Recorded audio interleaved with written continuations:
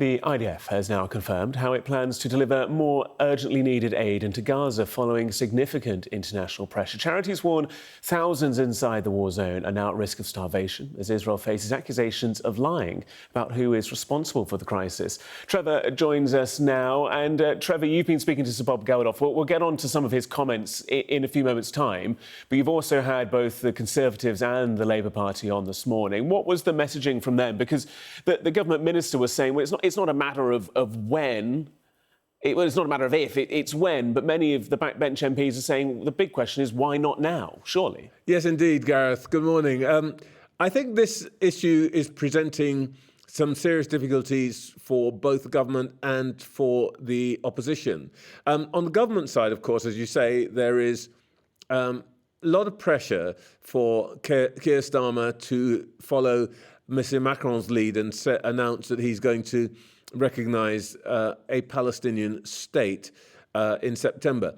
But as the former National Security Advisor, Kim Badenoch, said, that's not as simple as it looks. There are actually some rules about what you recognise, when you recognise a state. Are they stable? Can they provide representation for their people in your country, etc., etc.?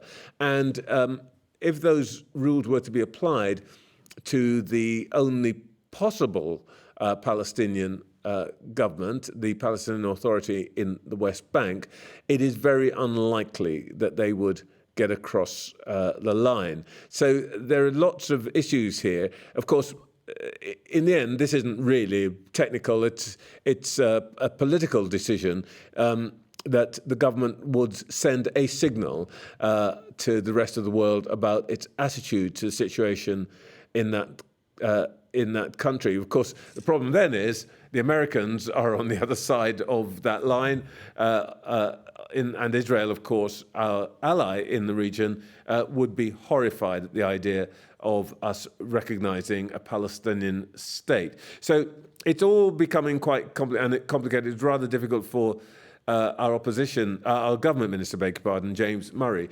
But even it's presenting some difficulties also for the opposition, for Kemi Badenoch. And the difficulty that I think she's presented with is that the Conservative Party, and she particularly, have been absolutely steadfast in their support of Israel. And she told me this morning that she had no intention of changing her stance, but when confronted with the sort of thing that we hear from Bob Geldof, I think we can play a clip here. It's quite hard. I'll play what Kemi says in a moment. This is a distractive thing about, oh, let's recognise the state. Absolutely. It should have been done ages ago. But it's not going to make any material difference. Please, Labour MPs, stop signing your letters.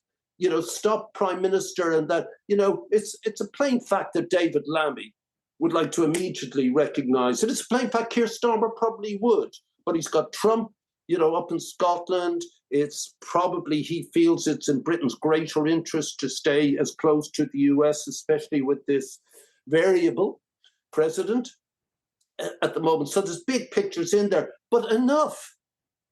Guys, focus on the issue to hand. Well, Bob Geldof brings enormous moral authority to this topic.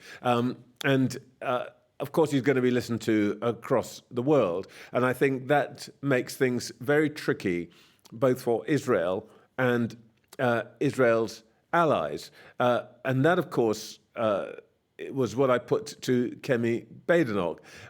What did she make of what Bob Geldof had to say, particularly his view that the Israeli government was telling untruths? I disagree with that. What I'm seeing is Israel allowing humanitarian aid to go in. This has been an unbelievably difficult situation. It's been heartbreaking seeing some of the pictures, hearing those stories. And what we all want to see is this awful war coming to an end. And that will happen when those hostages are released. We need a ceasefire. War is a difficult situation. And what I see when I see Israel is a country that's trying to defend itself, mostly from Iran and a lot of its proxies, Hezbollah, Hamas, the Houthis, and I think they're in a very difficult situation. And what worries me is that the length of time that this war has been going on is making it very difficult for the people in the Palestinian territories and also for Israel. We need to bring things to an end. Well, as you can see there, Gareth, Kemi Badenoch really absolutely sticking to support for Israel. But as Caroline Wheeler from the political editor of the Sunday Times pointed out, they have run a survey or story this morning based on surveys by the polling company More in Common. And the striking thing about that survey and its results on Gaza is that British sentiment, or the public sentiment in Britain, has moved very sharply in favour of Palestine and Palestinians. The majority of people are still rather even-handed. They think everybody's to blame. But compared to previous polling, British public sentiment, support for Palestine, if I can put it that way, has picked up by, I think, something like maybe a quarter or a third. Trevor, joining us live in Westminster, and just that comment from Bob Geldof with regards to Benjamin Netanyahu. He had some pretty tough words regarding kind of the Israeli government and their stance here. Yes, Bob Geldof, I mean, he did go out of his way to make the point that he supports the existence of the state of Israel. He was very vivid in his language and his abhorrence of what took place on October the 7th. And if I may just make a point in passing, the interview that we did with Bob Geldof was a reminder that Bob Geldof is a songwriter. He is a wordsmith.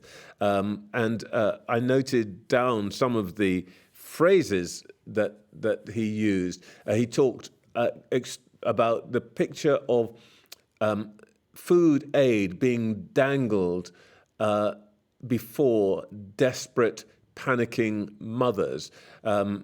He talked about wanton bestiality of the way that people have been treated. Now, you don't have to agree with his political outlook, but the way that he summons up a vivid picture, I think, is quite a striking thing and quite an awkward thing, particularly for Israel and its supporters to address. But the most powerful thing he did, I think, was to appeal directly to the Israeli people. And he said that they themselves could take action. There wasn't a matter just of what the government did, but the Israeli people themselves both had some responsibility, but they could actually take action. I think we have that clip. Let's just bring it to our viewers now. What's unfair is what's happening to these babies. What's unfair is that image that you showed us. That's unfair. 1 hour from, I've been in Gaza, I've been in the West Bank, I've been in Israel many times. What's unfair is that 1 hour from the hunger, people are sitting down to their unthreatened dinners to turn on the next Netflix soap. 1 hour. So if Israelis want to protest, get in your cars. This is very Bob stuff, I know. Sorry about that. Get in your cars, stuff your cars full of food and drive through that border and let your own army stop you. Stop it. You guys stop it. Shame on you. Well, as he puts it, that was very Bob stuff. The idea of a direct appeal to Israelis to get in their cars, fill them with food, go down to the border and dare the Israeli Defense Force to get in their way.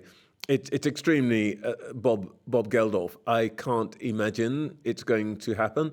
But then I guess 40 years ago, and in fact the documentary made by the great documentary maker Norman Percy, looking back at the Live Aid, somebody actually says, in fact, 2 or 3 people say, well, of course, it's never going to work. It's never going to happen. We can't do it. It can't be done. And then on the day, particularly of Live Aid, they're all saying, I didn't imagine this could happen. Well, that is what I guess Geldof does. And I think there's a racing chance that something will come out of this. But we've seen actually some movement already today from the Israeli Defense Force. And I guess we will no doubt continue to cover that on Sky. But I suppose what one hopes is the story this week becomes one of recovery, the saving of children, perhaps a move towards some kind of resolution. One can only hope. Trevor, live in Westminster for us, thank you. And summer recess means that you get your Sunday mornings a little quieter for a few weeks, am I right? Yeah, I'll be gone for a while, but and so the nation will have relief. But we're back at the end of August, covering the best stories and hopefully bringing you some Sunday morning relaxation but also intelligence, I hope.